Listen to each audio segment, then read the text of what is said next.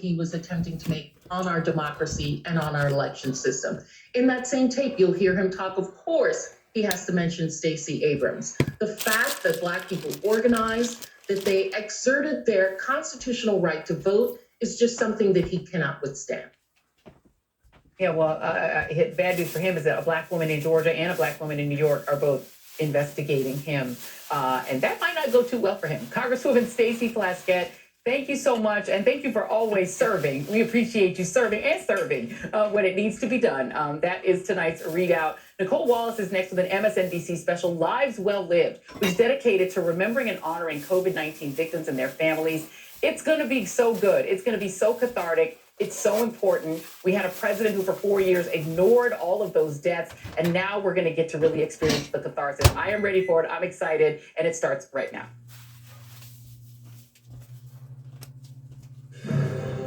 We want the world to know how great he was. We do not want this pandemic to win. These are the faces we've lost.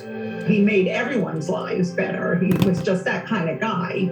Mothers, fathers, grandparents, sisters, brothers, and friends. He was the kind of person, if you were his friend, even if you'd done something wrong, he was still your friend.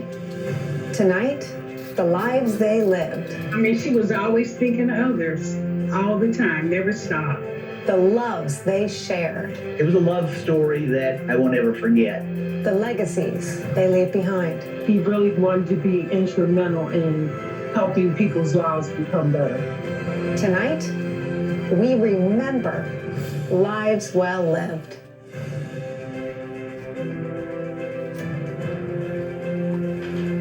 One year ago, a cruel and mysterious threat arrived on our soil. In the beginning, it was unclear how long COVID would be here and how many people it would steal from us.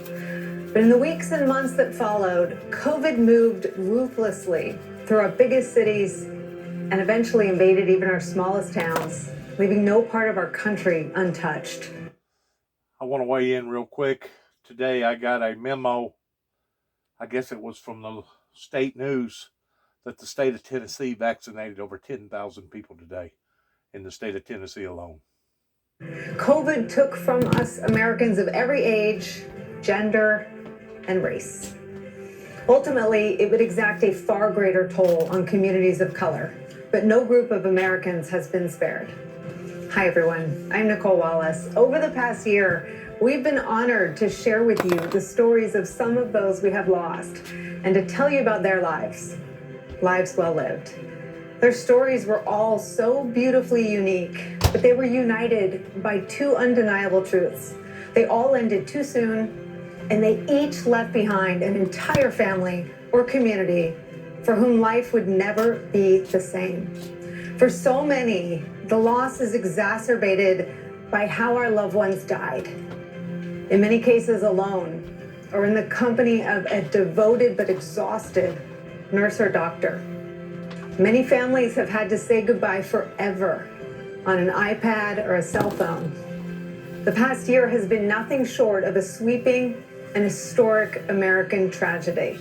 So in a humble effort to honor those losses, tonight we celebrate the lives of those we have lost and the families left behind. NBC's Chris Jansing, who bravely shared the loss of her own Aunt Margie to COVID, starts us off. Have a very, very bright Friday. Bonnie McLeod would laugh if you called her a model, but here she is at Christmas, modeling her handmade lighted mask. Early in the pandemic, Bonnie started sewing masks to give away, making 3,000 in all. A simple mission to protect others. But in the end, Bonnie could not protect herself. I don't know that I've ever met anybody that didn't love Bonnie. I mean, she's just that kind of person. She wasn't done doing her mission, I guess. But somebody else felt it was time for it. The thing that was bittersweet is I got my vaccination on Sunday, and Bonnie should have been there with me. That was the hardest part, I think, because she was this close, 5 weeks away from getting vaccinated. It's the devastating reality of COVID-19. The funerals never held, the goodbyes never said, the human touch never felt as victims passed from this world. Including Susan Braley, mother to 7 adopted children, 300 foster kids. Her Florida home filled with love and laughter and life, but in death, without any of that family by her side. Caitlin Dillard never got to hold her newborn baby Morgan, dying of COVID soon after giving birth. By late March, 1,000 Americans would be gone. By May, 100,000, many of them healthcare workers, especially nurses and people of color. Frida Okren, a psychiatric nurse and mother of 3, was only 51. Dr. Neera Bhutani worked in a Texas pediatric clinic. She was just a month away from getting vaccinated. Dr. Adeline Fagan, just starting out at 28. She was just a really happy-go-lucky person. ER doctor Frank Gabrin died after texting about worries over a lack of PPE. Victims on the front lines of an escalating war. 250,000 Americans gone by November, including veterans who had survived foreign wars, only to lose to this unseen enemy, like Tuskegee Airman Theodore Ted Lumpkin, who stayed active until coronavirus hit, then died just shy of his 101st birthday. Rabbi Romy Cohn was a Holocaust survivor who saved 56 families' lives, but coronavirus took him at 91. To endure such grief, perhaps we rationalize, but they were old, but they had pre-existing conditions. In truth, but for COVID, they'd likely still be with us. To teach, to rescue dogs, simply to love. Dick and Shirley Meek of Ohio had just celebrated their 70th wedding anniversary when they died minutes apart. Margaret and Jimmy Shaw grew up together in Georgia, eloped at 17, and stayed together for 6 decades. Music lovers Johnny Lee and Kathy Darlene Peoples of North Carolina, together since they were teenagers, died on the same day in the same ICU room, holding hands. And so much promise cut short. I know he's watching over us now. I know he's probably dancing in heaven. Towering baritone Antoine Hodge, achieving a career milestone on the Metropolitan Opera stage in September. In February, his extraordinary voice was silenced. He was my best friend, and it's still hard for me to accept the reality that he won't be back. What would you want people to know about Antoine? That he was a pure, kind soul. Antoine was just 38. We've learned the hard way that COVID doesn't spare the young or even the very young. Kimmy Lynham had been a healthy, happy 9-year-old. 5-year-old Skylar Herbert was the only child of 2 first responders. We miss everything, just everything about her. 9-year-old JJ Boatman was running around playing one morning. By the next day, he was gone. Dory Ellis Reyes Paula was about to start 4th grade.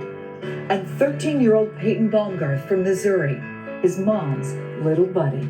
He was kind, he was funny, he was a jokester. How do you even begin to process this kind of loss? Another 13-year-old named Madeline Fugate started a memorial quilt, one square made with a piece of Anna Carter's dress, who was 13 too when she was taken by COVID. In California, Carla Funderburk began folding origami cranes as a kind of therapy, thousands of them now suspended on copper wires. The origami crane is the symbol of carrying the soul into the heavens. These are representing the people we've lost, and they're flying together. So they are not alone, and we are not alone. And in a community garden in Phoenix, out of all this death comes life in the form of newly planted trees, providing a place to mourn, to contemplate, and yes, celebrate lives well lived, like these.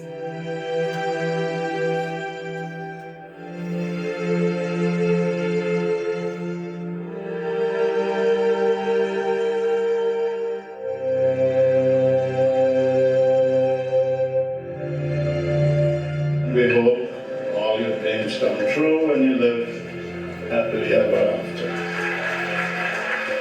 Bonnie McLeod leaves 5 adoring grandchildren.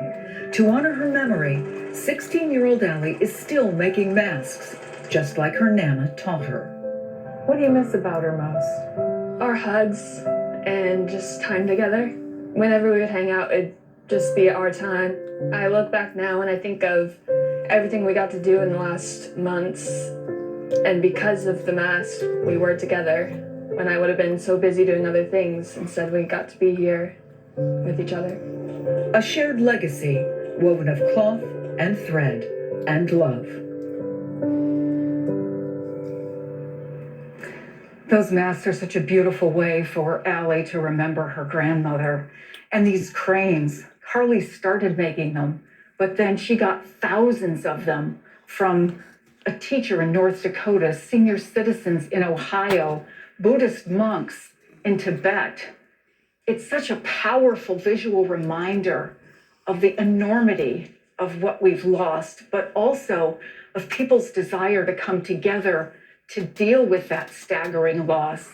If there was one crane for every American who died of COVID, it would fill this space 42 times. And we don't have a handbook for how to deal with the enormity of that. So whether it's making a crane or making a mask or planting a tree or just telling a story, it's important, Nicole. It's a way for people to move forward. It's a way for them to have hope and to feel that they're not alone. Christiane Singh, thank you is wholly inadequate. Bless you. That was incredible. Thank you so much for being a part of this with us and with me. I'm grateful. Thank you. This past year, we've learned a lot about the power of human connection, both the isolation when we're forced to go without it and the importance of reestablishing connections through whatever means possible when we're hurting. One of the worst experiences of the last year has been endured by those who have experienced the loss of a loved one and have had to grieve in the time of lockdowns. Martin Addison, he was living his dream of being a loving dad to his 2-year-old daughter and 6-month-old son when he lost his month-long battle with COVID in April. His wife, Pamela, remembers the laughter, remembers Martin singing to their kids, his silly pun competitions, all the little things he did to make her and them feel special. Inspired by a sympathy card she received from another mom, Pamela decided to create a Facebook support group, Young Widows and Widowers of COVID-19, now about 450 strong. The group offers healing, a place for grief and remembrance, and the comfort that someone is always there. Pamela's efforts touched Laura Guerra when it was her time to grieve. Laura says she felt instant loneliness when her husband, Rodrigo, died from COVID on Christmas Eve at just 33 years old. Their daughter had just turned 1 days before. The group has given Laura support and advice. They've checked up on her frequently, and they helped her realize that it's okay sometimes to not be okay. Pamela Addison and Laura Guerra joined us now. Pamela, tell me about before the loss. Tell me about your husband as a father and a husband. He was just so full of life and had such a presence to him that I just truly missed. Like you saw in that video, him rocking his 2 kids.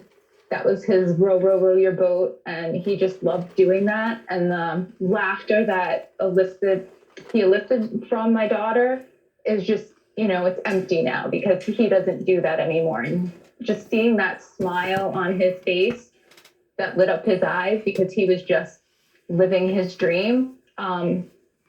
He just loved being a daddy. He loved being a husband. He would just do anything and everything for all of us. And I just totally missed that. He just brought laughter and fun into our lives. And it's definitely missing in our life now. How are you? I mean, I still have my good and bad days. It's quite the loss. I never expected to be a widow at 36, and just going through trying to figure out life and the new me, because it definitely has changed my life drastically. So I feel like I have my good days and my bad days, and creating this group definitely has given me a lot of joy and hope because I know I'm helping others go through and get through this. So where did you find that in your darkest time to dig down and create something to help others? Where does that come from? I was doing a lot of writing, and one of my pieces got published on NewJersey.com, and I decided I would share it with other people because I wanted my story to be told, because I wasn't hearing a lot about younger people dying, and because my husband was young, I thought, you know what, I want to share my story. And once I posted it onto several different COVID groups on Facebook, I couldn't believe how many comments I got that said, oh my goodness, that was my story. I thought I was alone. So a week after I did that, I decided I would start this group because I did not think it was okay for someone to feel alone like that. And Laura, that spoke to you, and your husband Rico was young too. Tell us about him. He was my gentle giant. He was a caring and loving man since the day I met him. He just had a great personality, and everyone just gravitated to him. He was funny, sarcastic. He loved spending time with his family and friends. He had this just large, beautiful smile, and he always made sure to tell everyone how much he loved them at all times. He was just excited to be a father. He had 11 beautiful months with his daughter, and he just loved singing to her and making funny noises, and just was just so eager to teach her so many beautiful things. How's she doing? She's a ball of joy. She's so much like him, loving, caring. Everyone gravitates towards her. She's just a happy baby right now. How are you doing, Mama? I'm hanging in there. I'm trying every day. You both have talked about, you were, Laura, watching through a window. You, Pamela, mouthed, I love you before your husband got in an ambulance. Can I ask you both just to talk about being unable to say goodbye, Laura? That moment was probably the hardest experience of my life. Watching from a window outside of his room. Thankfully, I had that opportunity to go to the hospital. But watching and feeling that utter hopelessness and helplessness, I couldn't do anything to save him. The doctors couldn't do anything anymore. And I just remember just tapping and hitting the window, saying, I'm sorry they couldn't do anything. Pamela, and Pamela, this is this dark underbelly of grief, these last moments, and you both so bravely shared them. It's what unites your group of 450 and growing. But you too had this final moment that you've shared too, where you mouthed, I love you. Yeah, when he was coming down the steps of our house, I was holding our son. And I just mouthed, I love you, not thinking that that was going to be the last time I saw him ever again. But I'm glad I have that moment because I did see him, but for 26 days, I didn't get to go to the hospital and hold his hand, and that's all I wanted to do. And I feel like that stolen goodbye is going to stick with me for the rest of my life because I wasn't there for him in his last moments. Pamela, where in the process and in the sharing of the grief, where can people lift you up? What can people do? People want to help. What can people do? I feel like listen to us talk about what we're feeling. I know grief sometimes makes people uncomfortable, but we need someone just to listen and be there for us. And I feel like that's the most valuable thing. And not judging our grief and saying, oh, I think you should be moving on, but just listening and just not being judgmental. Well, I think any opinions are squarely of both of you as heroes. And I want to ask you the same question. I mean, what part of this, Laura, can people on the outside do who can't imagine or fathom your grief? I mean, how can people sit with you? What can people do? It's a hard thing to answer because sometimes I just recognize that I have to get through every day. And I think the biggest thing people did for me was to help me without asking me, can I help you? They just did it. And that took a lot out of me to let others in and let others help. And like Pamela mentioned, the listening without judging, listening without making it about you sometimes has been really helpful. I am in awe of you both. I am so sorry for your loss, and I'm so grateful to both of you for letting all of us in. It takes extraordinary courage, and I thank you both for it. Thank you so much. Absolutely. Thank you both so much. We're going to remember all of our stories and everyone that we get to talk to, and I hope it's clear that they take a real leap of faith by spending time with us. We're grateful to all of them. On the other side of a quick break, we're going to be joined by Senator Elizabeth Warren, who will talk about her personal loss as well as her hope for the future. We'll be right back.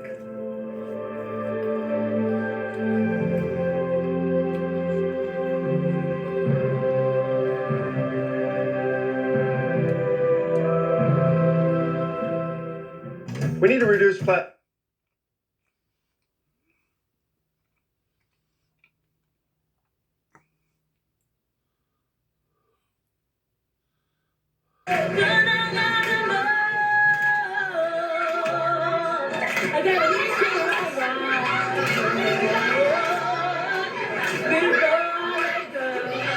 That was 28-year-old Demi Bannister, a South Carolina teacher, obviously so full of life, whose own life was just beginning when COVID-19 stole it away in September.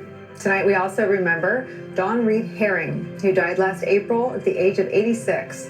Don was brave. He served 21 years in the Air Force, faced combat in Vietnam, faced COVID alone, without his family to hold his hand or say, I love you in person one last time. Joining us now, Don's sister, who happens to be Senator Elizabeth Warren. Senator, thank you so much for spending some time with us.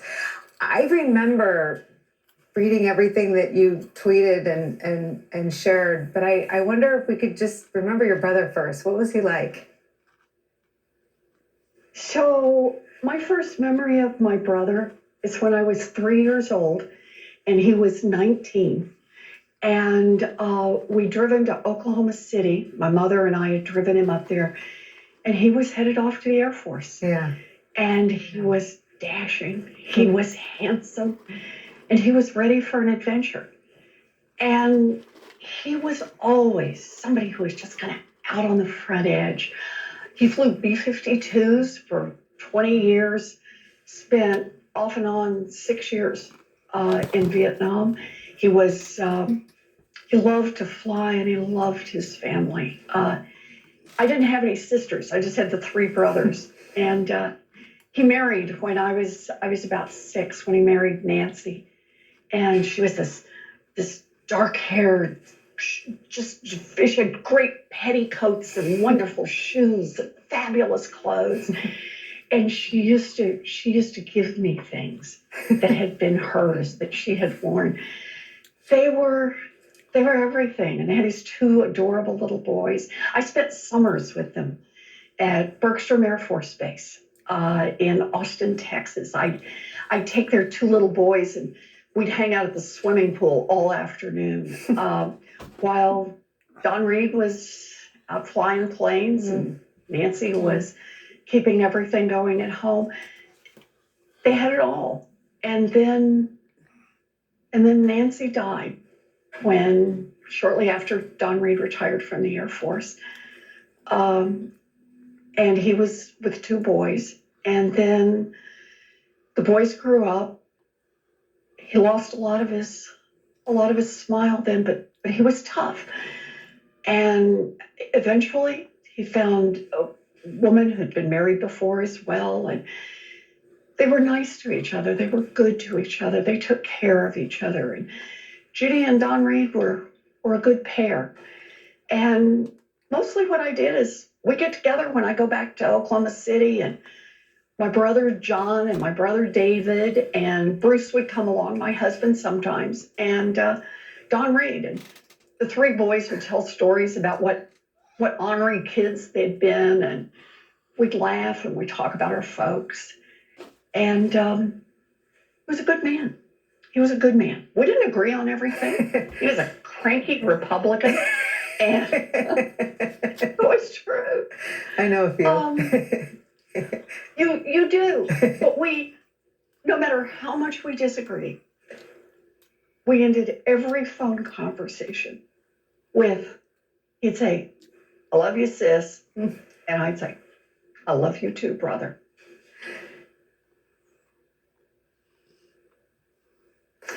And then he got sick. And this was in early 2020. He got pneumonia. And he went to the hospital. Judy got him to the hospital. And they wanted to put him in the hospital. And then he started getting better. But he'd been weak because he'd been lying down for a long time. And so the question was, now remember, this is February 2020. We don't know what's around the corner. And he was sick, but he was getting much better, and he was time to be discharged from the hospital. And his doctor said, go to a rehab center, just a couple of weeks, get your strength back, go where they'll, get you up and exercising more. He wanted to go home. He wanted to go home and be with Judy. He wanted to go home. And I urged him to go to the rehab center. I wanted him to be strong. I don't want him to take a chance that he might fall or hurt himself. So he went to the rehab center, and he'd done his work, and he's ready to come home. Now we're into March and into April, and he's ready. And we had it all set up. He's going home on a Thursday, and my brother David's going to pick him up. We're good. And I talked to him. I'm talking to him pretty much every day, every day, twice a day. And so he said, they tested me. And they said, I tested for COVID. He said, but I feel fine. He says, it's ridiculous. So I said, okay. And he kept saying, every day I'd call him. Now I was really getting anxious. I'd call him in the morning, I'd call him at night. And every day he'd say, nothing, I'm fine. I'm good. And finally, after day after day after day of this, it was going good. Everything's great. And he said his doctor came by and he said, my doctor said I'm too tough. He said, maybe I had it before and maybe that's why I tested positive. He said, I'm going to be over this. And then I called one morning and he wasn't there. And it turned out in the night, he'd been taken to the hospital. And I never got to talk to him again. And neither did his wife or his two boys or my brothers. We got what we could through the nurses, and God bless them. But they were stretched to the edges. And so we just get like these, it's like a telegram that would just come in and they'd say, he's better. And then they'd say, he's worse. He's not going to make it through the night. Then they'd say, he's better. And then he took a turn for the worst. And they called us and told us he was gone. And nobody was with him. Not any of us. And I don't know how he died. I don't know if he was cold or if he was thirsty.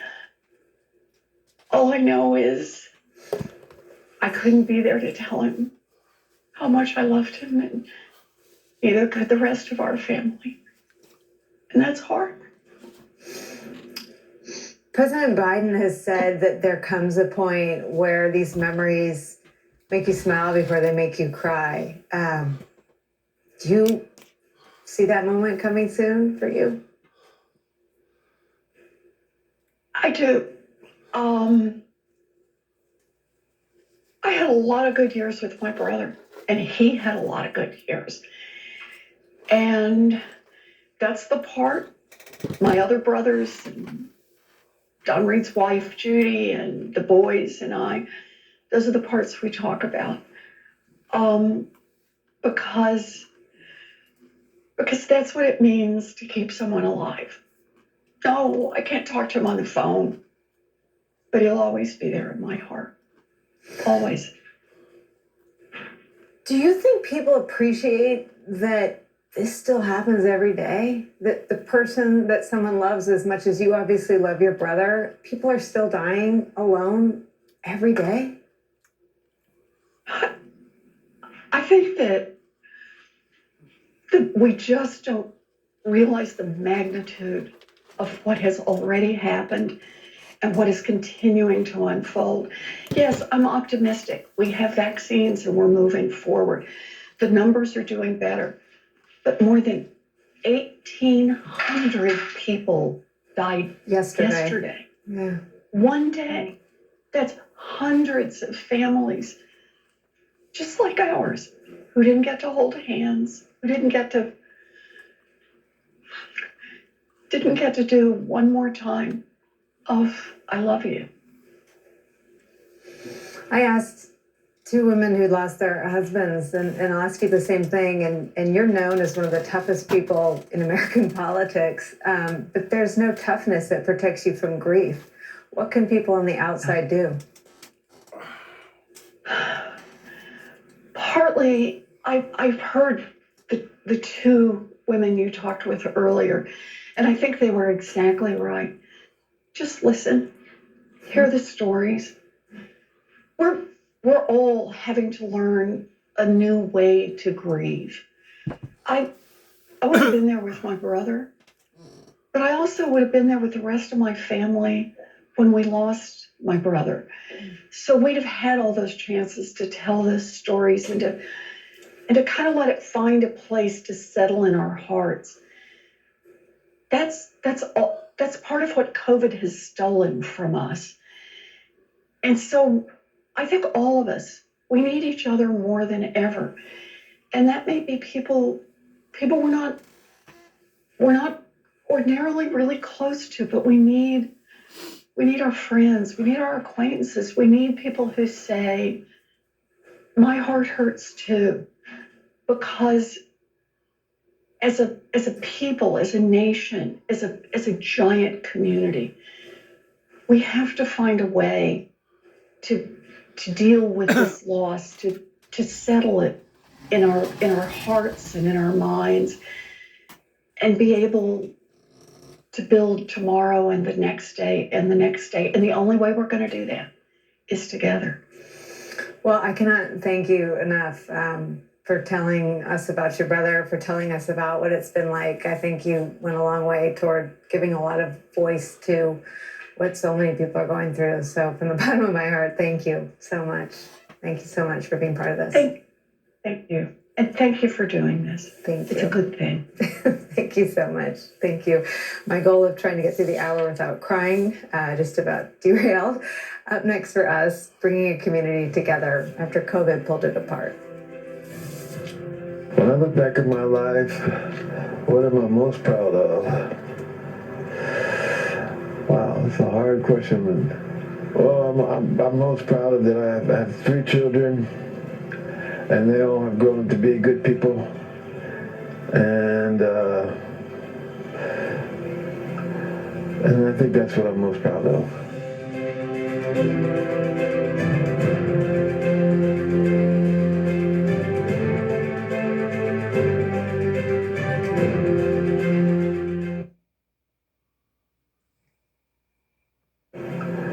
And I think that's what I'm most proud of.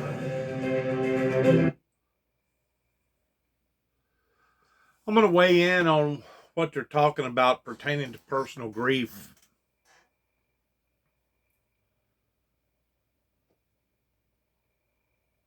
One never knows for sure how he or she is going to respond or react to someone that they love, especially someone that they deeply love, until that person has been snatched out of this planet into eternity. Even as you're building distress towards a loved one, such as an elderly person that's been steadily going downhill for like 6 months to a year, and you know it's just a matter of time before you get that ultimate telephone call, that he has passed or she has passed, you really don't know for sure how you're going to accept their death in grief until after they have died. I remember at the age of basically 15, 1976, my brother got killed going on one of his last errands towards trying to take care of his younger brother, which was me. And I remember after he died, my mother grieved and grieved and grieved, not for days, not for weeks, not even for months, but for over a year she grieved. And she had this personal quest that she wanted to know for sure that her son made it into the kingdom of God. And in her remorse and in her grief, after about a year, God gave her a vision that, according to her, it was as if this vision was actually real, to the point that she actually felt like that God had transfigurated her body and her mind up into heaven to where she could actually see not only heaven, not only see the Lord in heaven, but actually see her son that had passed away on a horrible, horrible motorcycle wreck. One of the things that just absolutely shattered me in 2017, whenever my brother died, is that absolutely no one offered any type of sentiments pertaining to his death as he laid in cold storage up in Greenfield, Tennessee. There wasn't but maybe 3 or 4 people that offered any type of sentiments, but the rest of the heathens around here, rather than offer sentiments of his death, actually blamed me for his death. That added that much more hardship and misery as I was performing my little brother's last eulogy. I remember I got the death certificate and I walked up to Tommy Moore in the courthouse there in Dresden, Tennessee. And at first, Tommy thought that I'd gotten married. He thought, oh, what are you handing me? A marriage license? And after he read it, he realized what it was. He said, Dennis, I am truly sorry. Or that was the expression that come from Tommy Moore at the time. I don't know how sincere that Tommy Moore was pertaining to David, my younger brother's death. I just know this, that out of all the chaos, my brother had died. And there was no one around to empathize of the grief that I was feeling. A matter of fact, instead of people having empathy or sympathy, I was actually having people right around here screaming and hollering, falsely accusing me of my own brother's death. That just added that much more insult to misery.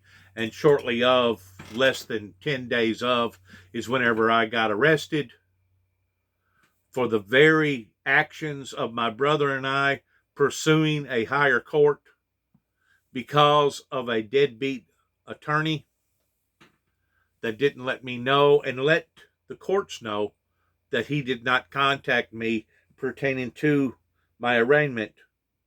I was arrested and placed in between, once more, a hard place and a rock. Damned if you do and damned if you don't. The lesser of the two evils. And at that point in time, after going through such of a horrible, horrible incident up in Cadiz, Kentucky, over another event that happened in my life that was illegitimate, I decided to throw up my hands and say, you know what? It's not worth the fight. I don't have the money. I don't have the power. I don't have the influences. Just plead guilty. Whatever the hell they want, give it to them. Of course, at the time, the courts up here in Dresden, Tennessee, was passing out felonies like passing out hotcakes. They could have cared less about the truth or towards what was actually going on in my particular life. And as far as I'm concerned, if they treated me that way, God only knows how many other people that they've treated that way right here in Weakley County too as well. Some of the most cold-hearted monsters that I've ever had to deal with in my entire life whenever I moved back here in 2014. But to end on a good note, pertaining to death, pertaining to grief, I didn't understand the significance of bringing closure to somebody's death until my last final experience with my younger brother dying, knowing that he was basically the last of the Mohegans out of the three brothers. He was the last brother. I made the fourth.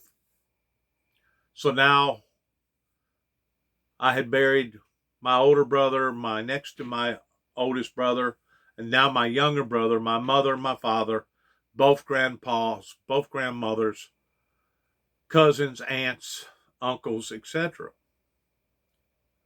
I felt so lonely. I felt so stricken.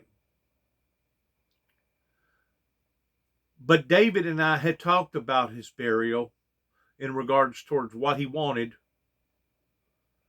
because of how the bitterness had befallen not just his brother pertaining to me, but how the bitterness had fell upon him too as well. Towards wanting to be cremated, and as far as he was concerned, he could have cared less if anybody shed one tear for him because he realized what type of group of people that he'd been dealing with after I come back here and God had opened up his eyes. But one of the things that inspired me, not necessarily about my brother's death, but about the Civil War, of listening to all the different stories of all the different families. And of course, most of them are sad. Most of them are horrible. Most of them are very, very touching in a way that you never would have thought that a family or an individual fighting a family towards the great divide, the great separation between the North and the South, you never would have thought that out of all of that, all the hardship, all the grief, all the misery, all the hate, all the meanness, there was one thing that most people done that a lot of people overlooked in the same characteristics, regardless whether it was the North or the South. And what that was, that before they died, they wanted to make sure that somebody sent word to their family that they was no longer living and where that they had fallen pertaining to their grave. It meant so much to various soldiers to make sure that that closure, going back to their aunt, their uncle, their grandmother, their grandfather, their mother, their dad, their brothers or sisters, it meant so much that they went through extremes to make sure that they brought closure, true closure, to their deceased as they was engaging into a battle that sadly a lot of them didn't make it through. looking through the eyes of Christ, for Jesus said to weep when they come into the world and to rejoice when they leave, providing that they've had a relationship with God and they're going to be going to a better place. It takes a very, very strong emotional person to have that same type of outlook, that same perspective as Jesus had towards weeping when they come in and rejoicing whenever they perish. This takes a great deal of spiritual unity and spiritual realness in one's life. And that was the only thing that got me through my younger brother's death, as I prayed over him, knowing that they was just within hours of cremating his body. That was the only thing that held me up, was the Holy Spirit of God, because I had no one else to count upon. There was none of David's friends. There was none of my friends. There was none of the elders throughout the community, the pillars of the community, that offered any type of condolences. It was something that I had to bear, and I had to bear alone. I was so grief-stricken when he passed that it reminded me of my mother's grief-stricken moment whenever my other brother had passed. I knew that David had went to heaven because he had had a change of heart. And out of all the deaths, out of all the people, the saddest thing of all is for a human being not to have a relationship with God and to not know whether or not that person went to heaven or not. So as we finalize upon to this tribute of this anniversary that has befallen upon to we the people, not only here in America, but throughout the planet, may we always remember the preciousness of life, and may we always have empathy and sympathy for others who are going through similar circumstances, regardless whether you know them, you don't know them, regardless whether they're black, white, regardless whether they're the same origin that you're from. May we always have empathy and sympathy on a humanitarian scale to always remember those who we miss, who are so dear.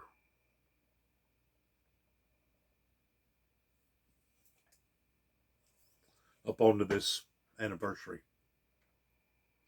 So many lives have been lost over something that, if it was looked upon in a different image on the front end, maybe we wouldn't have so many sad tales to tell.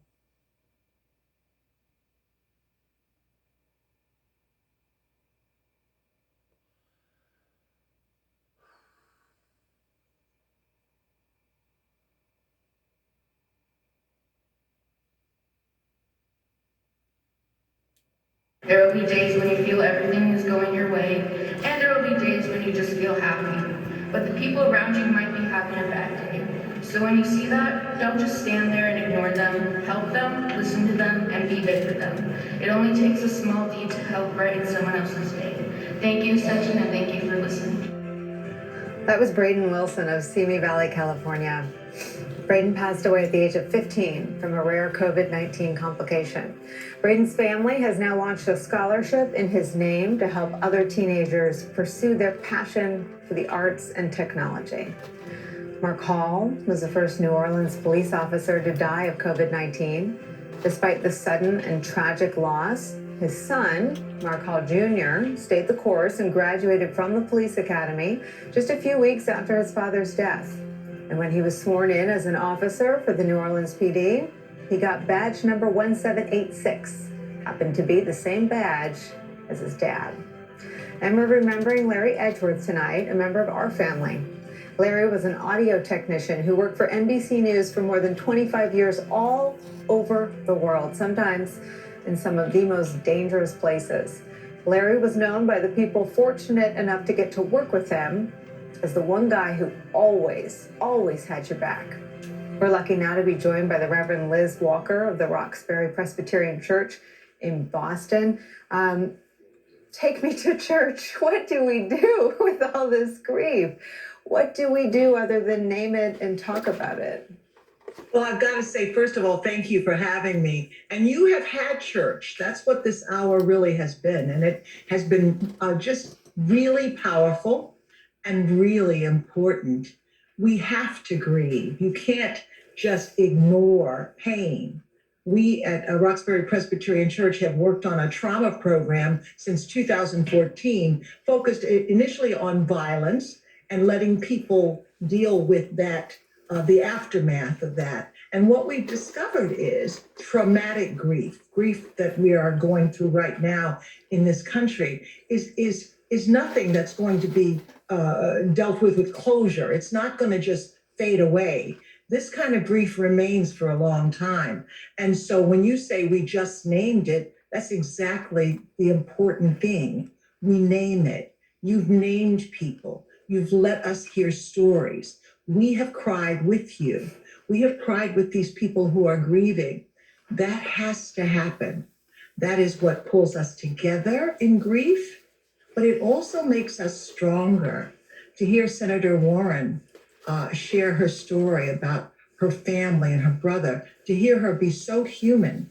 And of course we know she is, but to hear her in this vulnerable moment is so important for all of us. And if we don't grieve, I think that we will have hell to pay. And I mean that quite literally. So you are having church this hour, and I'm humbled to be a part of your service. Well, say more about grief and vulnerability, because it seems like the most vulnerable thing to do is to allow ourselves to grieve.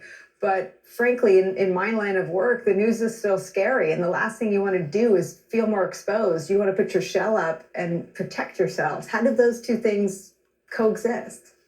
We all want to protect ourselves. Of course we do. But the idea of loss, of this deep, deep, deep loss, and this has been just extraordinary this last year. And we haven't, we've been kind of disconnected from it, just as we're disconnected from each other. So this extraordinary loss, this wound that is deep down in all our souls, because we don't know how to get through something like this. Just to ignore that and push it down is, you think you're doing the right thing. You think you're being strong or getting over it. But what you're really doing is suppressing a wound. And wounds have to have, at some point, air and light. And so by talking about it, by crying, by emoting, by wailing, you are dealing with it. You are confronting it, and that is the only way to heal. And I think that this country has not done that. So 500,000 plus deaths, 1,800 people died traumatically, not natural in the sense that we expected it and it was all. This has been the most traumatic thing I've ever seen in my lifetime. You have to be allowed to say that, to name that. So that's what you're doing, and that's a part of it. But this is not going to be, resolved in one night. It's going to take some time. It's going to take more ritual. It's going to take more sharing of stories. And this is important, what you're doing tonight. Thank you so much, hearing that from you. And I'm just thinking that we finally have a leader who has made these rituals of grieving part of his presidency. We've had 2 services so far, and that seems like the kind of effort that you're speaking to, giving it voice and giving it a ritual. Absolutely. And because he's gone through his own personal grief, and he's done that in such a public way, he is just the right man for the right time. Of course, there's more to being a president than that.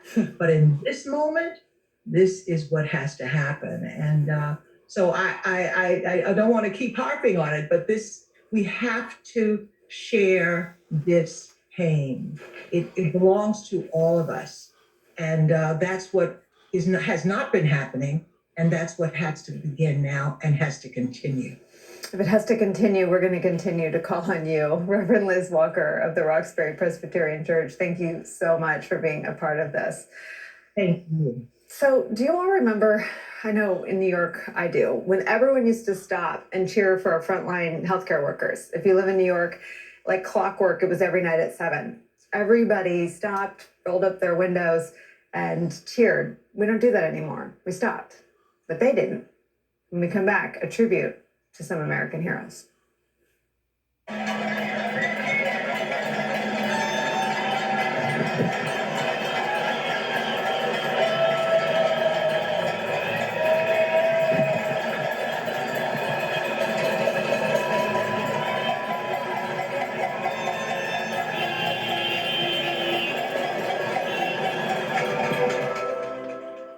Hey everyone, Today, for the first time,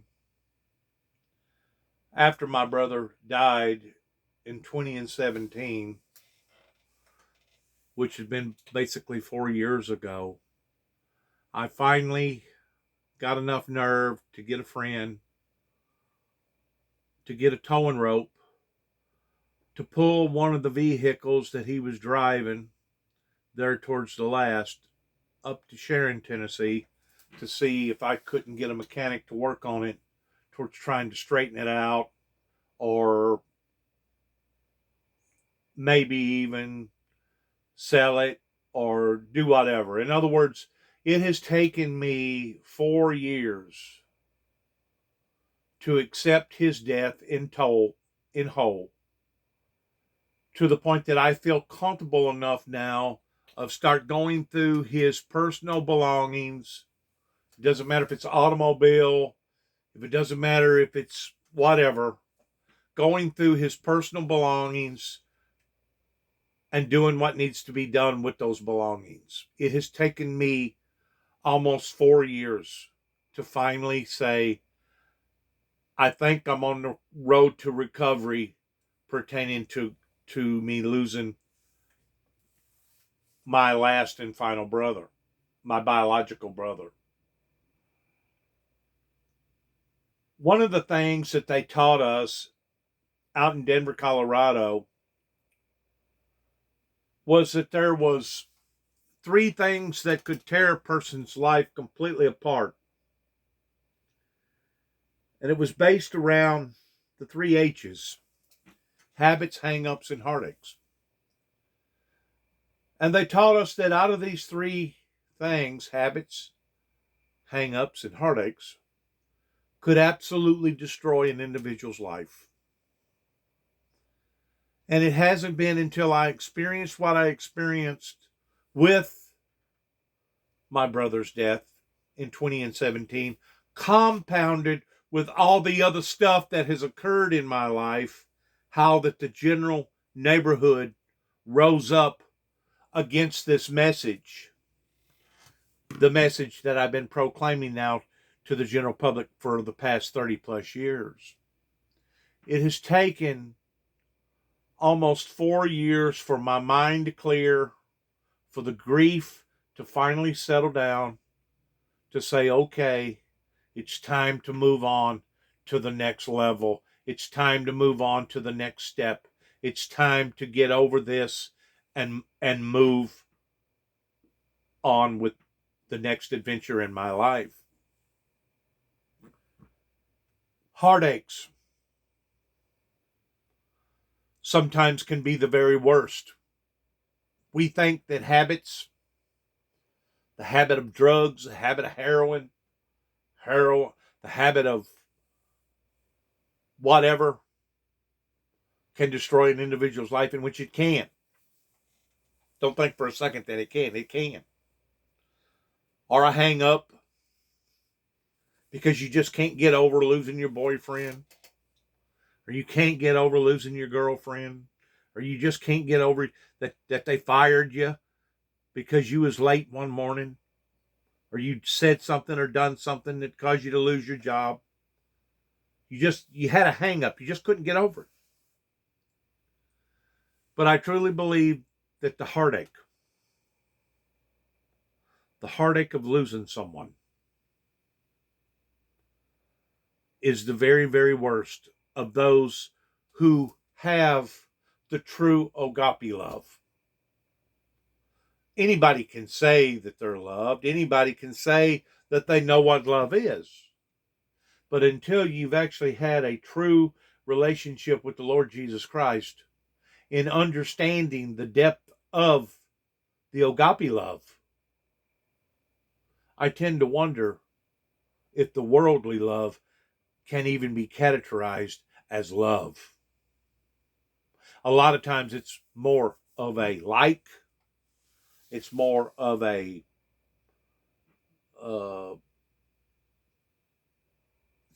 passion towards wanting to be satisfied, Today's an exciting day. basically out of greed or selfishness, more so than it is true love. Like I said, what they're doing tonight is bringing a special tribute to those who have died, over 500,000 people. And now we have exerted into a whole year since this coronavirus has actually hit. It has been devastating, to say the least, even for someone who has a relationship with the Lord Jesus Christ. And I know the people out there who haven't never had God on their side, or they don't feel like that they've ever had God on their side. It just has to be absolutely mind-boggling towards what that they've had to experience in this past 357 days, this past year.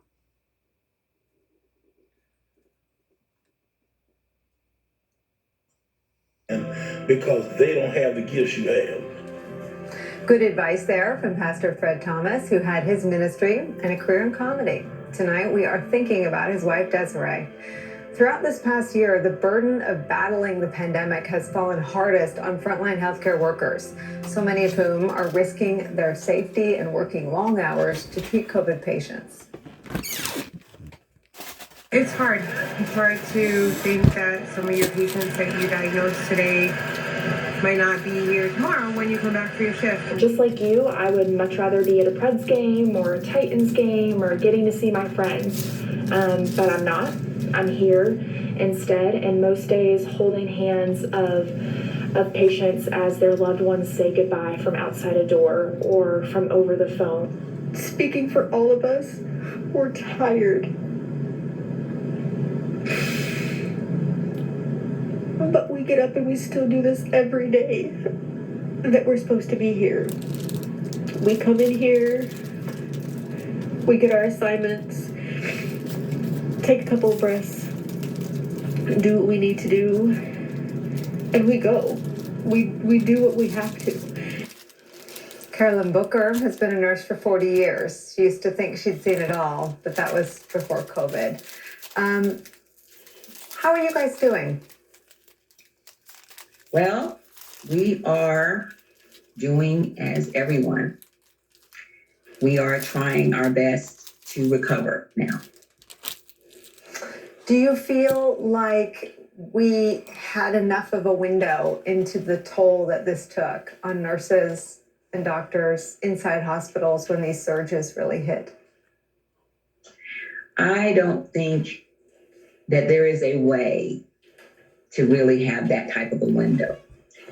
As we're talking to the families of patients who died, definitely the people who were there, who were at the bedside, it's taken a tremendous toll on them.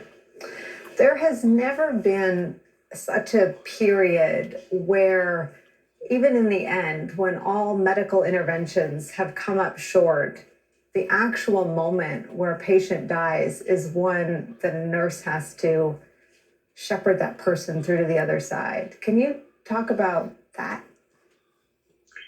Well, I tell you, in our hospital, We have been blessed with palliative care physicians and nurse practitioners who have helped us tremendously, and they also serve to help families and patients as they make decisions about the end of life.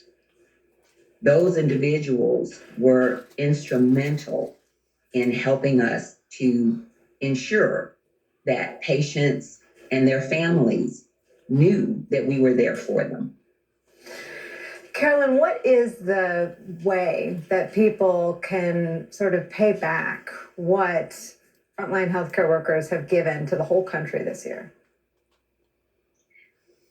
I would say that if people could just follow the science, follow the science, because it works. Those of us that are coming into the hospital on a daily basis, those who are facing and caring for COVID patients are at highest risk. However, they are in protective equipment, masks, gowns, gloves. Outside of the hospital, for people in the community, masking is so important.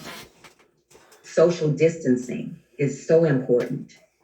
Those are the things that they can do to help us help them. Do you feel that the science is telling a story that the horizon is here, that this is almost over, that with vaccinations, we will return to some version of pre-corona normal? I think that it is giving us a window into what can be. We, though, have to continue to be vigilant. We have to continue to be supportive of one another. At our hospital, we have a motto: teamwork makes the dream work. And that is so true in the era of COVID-19. Carolyn Booker, you are something of a local legend there. We are wishing that we could thank every single person like you in every single hospital in every single city in every single state. We can't do that, but just from all of us who've had the privilege of covering the pandemic over the last year, there is just story after story after story of the superhuman contributions of folks like yourself. So thank you. Thank you for spending time with us tonight, and thank you for everything that you've done. Thank you for having me. Thank you. Rachel Maddow joins us after a very quick break. First, though, saluting our amazing frontline heroes.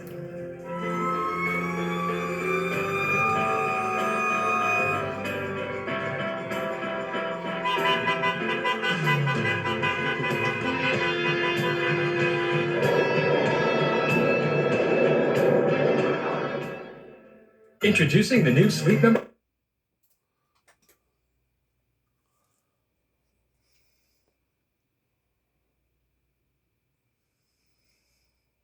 And more people have died since that day, nearly 2 months ago. And tomorrow night, live from the Lincoln Memorial, our friend Chris Hayes will host a special All in America, the year we meet again, a look at when life may finally get back to normal. We'll also hear from President Biden tomorrow night, his first primetime address to the nation. That's at 8 p.m. Eastern. President Biden is sure to stress the importance tomorrow night of remaining vigilant, if not for ourselves, then for the people or for the person you love most in this world. It's a message that will sound familiar to viewers of the Rachel Maddow Show, because we heard it from her when her partner Susan became ill with COVID last fall. What you need to know is that whoever is the most important person in your life, whoever you most love and most care for and most cherish in the world, that's the person who you may lose, or who you may spend weeks up all night freaking out about and calling doctors all over the place and over again all night long, trying to figure out how to keep that person breathing and out of the hospital. We're so lucky to be joined now by my friend and colleague, Rachel Maddow. Rachel, I still play that moment and remember that moment as a reminder to not let down my guard. And I think that's around the time I started wearing 2 masks and just feeling so grateful that Susan was okay and you were okay. And how are you guys doing now? It is really hard for me to see that even now. I have not gone back and watched that.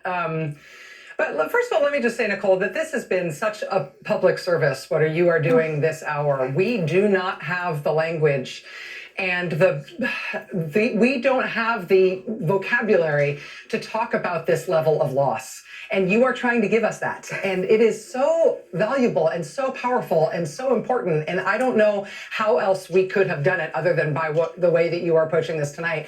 This hour is, I think, the most important thing that we've done on this network in months, if not years. And so, I mean, you're asking me about me and Susan, we're fine, we're okay. She's definitely on the other side of this.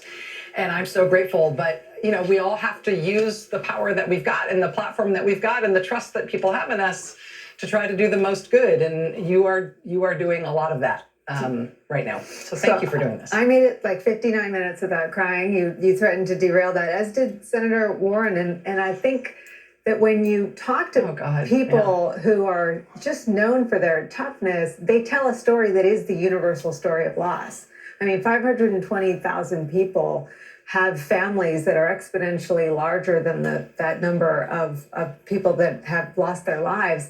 And they all have that story of grief that she told. I mean, there's this universality of grief, and it's so big. It's so many people grieving that I think it's just important to keep them in mind as we race toward all the science. So science is taking us to vaccination school, and we're going from armchair epidemiologists to armchair vaccine experts, but there are still so many people dealing with such big loss. So thank you. Yes, but Nicole, I think that to focus on not only the people that we have lost, but to acknowledge that it's okay to not let them go. There isn't closure when you've lost somebody. Your families are never the same. Your grief is never over. And it's not a failure on your part to continue to grieve and to continue to feel overwhelmed by the loss. And that's it's an adult way to approach it. But it's something that we need to face collectively as a country. But we also just need to have so much heart and so much respect for all the families, for the 500,000+ American families who will never, ever, ever be the same. And it's a form of maturity to be real about those permanent losses. It is, and it's something we're still learning how to talk about. Thank you for ducking in and letting us duck into your hour. And thanks to all of you for letting us into your homes during these truly extraordinary and challenging times. We're so grateful. I'll see you again tomorrow for Deadline White House. Rachel, we turn it over to you. Thank you, my friend. God bless you, Nicole. God bless you. Thank you. All right. It has been a remarkable hour here on MSNBC. I'm so grateful for my colleagues and for colleagues in particular like Nicole, who can handle the emotional weight of what she just did there. That was just, what a service. Tomorrow night here is going to be a very big deal as well, which Nicole alluded to at the end of her hour there. As you know, President Biden is going to be giving his first primetime address to the nation on the issue of COVID on the 1-year anniversary of the declaration of the worldwide pandemic. We're going to have Chris Hayes at the Lincoln Memorial tomorrow, coming out of that speech, doing a special hour of his own, looking back at what we've been through for the past year, but also looking ahead toward us being back together again as we start to defeat this thing, hopefully as a country.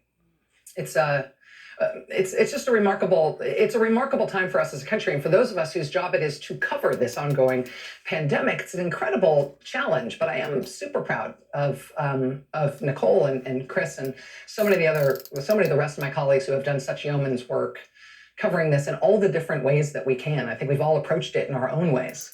Our colleagues, like Stephanie Rule, who have themselves dealt with COVID, been sick, her and her family, and have been able to talk about that with you as our viewers to let you know what that's like. It's heavy stuff, but and it's heavy stuff, and there's no roadmap for how to do it. I mean, you have to approach it every day newly. So it's been a remarkable year. Tomorrow, as I said, is going to be a remarkable night. We will, on this show, have Dr. Anthony Fauci with us tomorrow night, which I'm very much looking forward to. So that's all ahead. This is a heck of a time in the country and a heck of a time to be in the news business. It has, as of today, officially been 50 days of the Biden presidency, which means we are halfway through to that first 100 days benchmark for the presidency of Joe Biden, that first 100 days benchmark that we've used for generations now to mark the initial progress and priorities of a new president. Today, we're halfway there, 50 days in, and what a way to spend that day. celebrating the passage of truly landmark legislation that a new Pew survey today says is supported by fully 70% of the American public. Some other new polling actually puts the number even higher than that in terms of the public support for the COVID relief bill. But at minimum, we can say based on the Pew Research Center's polling that this bill has 70% support from the American public, while 0 Republicans voted for it. That is a kind of ratio that usually doesn't end well for elected officials who put themselves in that position. We'll have more on the political aspect of that in a moment and later ahead this hour. But substantively, aside from the politics, this is just a really, really big deal. About 85% of American households are about to get $1,400 stimulus checks to help dig individual American families and the American economy as a whole out of the nuclear-sized crater that COVID put in our economy. Health insurance premiums, one of the biggest monthly expenses for lots and lots of American families. Health insurance premiums are about to go down dramatically for millions of Americans because of this bill. Some people are going to see their health insurance premiums go from considerable amounts, from hundreds of dollars per month, down to 0. Schools, particularly K through 12 schools, are about to get the funding to make the changes they need to make so they can safely reopen. That is finally greenlit at last. Good. Alongside the new federal program that aims to have every single teacher, every single school staff worker, every school counselor, every school cafeteria worker, school bus driver, every school maintenance worker and janitor, every child care worker in America to have at least 1 vaccine shot by the end of this month. If you work in any of those jobs in schooling or childcare, regardless of your age, regardless of whether you have any comorbidities, you are now eligible to get a vaccine shot no matter what state you live in. And the pharmacies getting federal government support can get you one, and they should get you one by the end of this month, which means within the next 3 weeks. While simultaneously, as of now, the schools are going to get $130 billion to fund the upgrades and adaptations they need to get the school doors open safely. The bill, of course, funds the vaccine rollout. Since we now have one as a country, the largest vaccination effort ever in American history is underway. This is finally the funding for it. And if you need further motivation along those lines, this is an unexpected place to look for motivation given the hell that these facilities have been through over the past year. But look at what is happening now with nursing homes. Nursing homes, of course, were the first entities targeted intensively for vaccines. Nursing homes and other congregate care facilities for the elderly.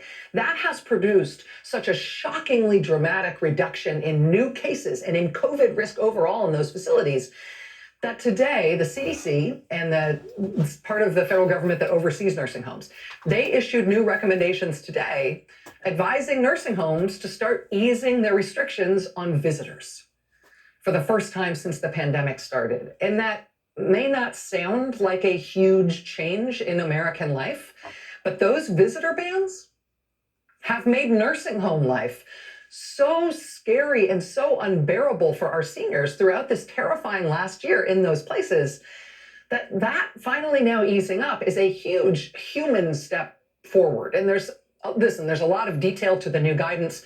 The new guidance isn't directed at members of the public. It's directed at nursing homes in terms of how to shape new policies that can still keep their residents safe, while also taking account of the progress that we've made in making those facilities safe and in the desperate need for people to have human contact with their loved ones. There's a lot of nuance. And again, I'm not going to go into them in detail, but if you are looking for a take-home message as a member of the public, based on these new guidelines, if your mom or your grandpop or your great aunt or your elderly friend is in a nursing home, make sure that they have been able to get vaccinated, which means fully vaccinated, which means 1 or 2 doses, depending on which vaccine they can get, and then 2 weeks after the last shot, that's fully vaccinated.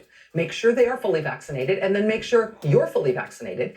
And then, if nursing homes, in fact, change their rules to account for this new advice from the federal agency that oversees nursing homes, if your family member or loved one is fully vaccinated and you are too, soon you should be able to get in there and go see them. If we can get this together now, you'll be able to go visit, bring presents, be prepared to give hugs. The toll on our American seniors has been so horrific. I mean, we're the worst hit country in the world. We've had more deaths than any other country in the world. We've had the worst epidemic of any country on earth. And the people who have paid the most for it are our seniors. Nearly 1% of all American grandparents have died from COVID in the past year. Almost unimaginable. We talk about there being more than 500,000 deaths in this country. Well, more than a third of our deaths in this country were in congregate care facilities. Just an unimaginable, unceasing tide of death. And then we worked on it and we made that better with vaccines. Because vaccines work. Deaths and new infections have plummeted in nursing homes and skilled nursing facilities and other care facilities like that, so much so that we can start to change the rules. It's working. It's working even in the worst hit parts of our country, the worst hit facilities, the places who have been through the deepest of the bottomlands. It's working. We really can be together again if we finish out strong. On vaccines, today, also on top of everything else, was also the day that President Biden announced that we'll be getting another 100 million doses of the Johnson & Johnson vaccine. And remember, the Johnson & Johnson vaccine is one shot and you're done. So the new 100 million doses means enough vaccine for another 100 million people. We're going to be getting that vaccine from Johnson & Johnson this year. That's over and above what we were otherwise planning on buying as a country. And for the first time, if you do that math, this raises the prospect that the United States of America may have a surplus, maybe a considerable surplus of COVID vaccines by this summer. President Biden said today that once Americans are vaccinated first with our supply, if we do then have a surplus, we will share it with the rest of the world, because he says we're not ultimately safe from the virus until the world is safe from the virus. And that is not just hippy-dippy happy talk. That is true. That is math. That is virology. If this thing does run wild in big parts of the world that aren't vaccinated, new variants will develop in those parts of the world that ultimately may defeat our vaccines and our vaccine immunity and will mean that we never get out from under this thing. It really is, just mathematically speaking, in every country's interest that every country around the world gets vaccinated. With a vaccine like this, you cannot have unvaccinated large population pockets around the world. No matter whether we like those countries or don't like those countries or have good relations with them or bad relations with them, for everybody in the world, including us, everybody in the world needs to get vaccinated. And now, for the first time today, it looks like we are going to be in a position to help with that, finally. Here's what President Biden said about it today. He was wrapping up his comments to reporters about this new 100 million doses, about his primetime address to the country tomorrow, and then he took a question about this new idea that we never had before today, the idea of us having a vaccine surplus. Just watch this, and while you watch this, keep in the back of your mind that only 50 days ago, the president was Donald Trump. But boy, what a difference a president makes. Just watch. Tomorrow night, I'm going to primetime address the American people and talk about what we've been through as a nation this past year. But more importantly, I'm going to talk about what comes next. I'm going to launch the next phase of the COVID response and explain what we will do as a government and what we will ask of the American people. There is light at the end of this dark tunnel of the past year. But we cannot let our guard down now or assume that victory is inevitable. Together, we're going to get through this pandemic and usher in a healthier and more hopeful future. So there is real reason for hope, folks. There's real reason for hope, I promise you. So may God bless you all. May God protect our troops. And may God ease the pain in the heart of so many who've lost so many people in this pandemic. Thank you, and we're going to do this. We're going to get it done. Thank you. Mr. President, what do you plan to do with the surplus?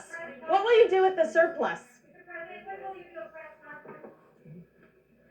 The surplus will, if we have a surplus, we're going to share it with the rest of the world. This is not something that can be stopped by a fence, no matter how high you build a fence or a wall.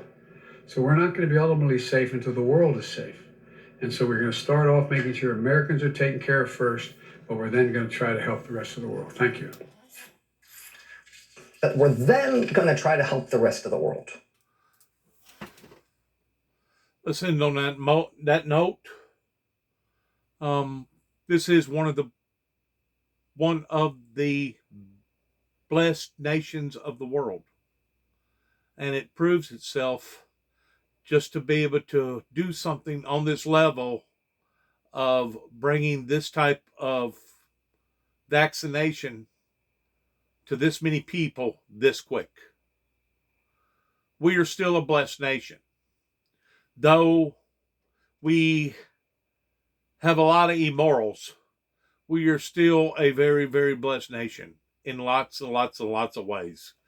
And if you don't believe me, you can just look at some of these third world countries and realize what their citizens is having to go through in comparison to us.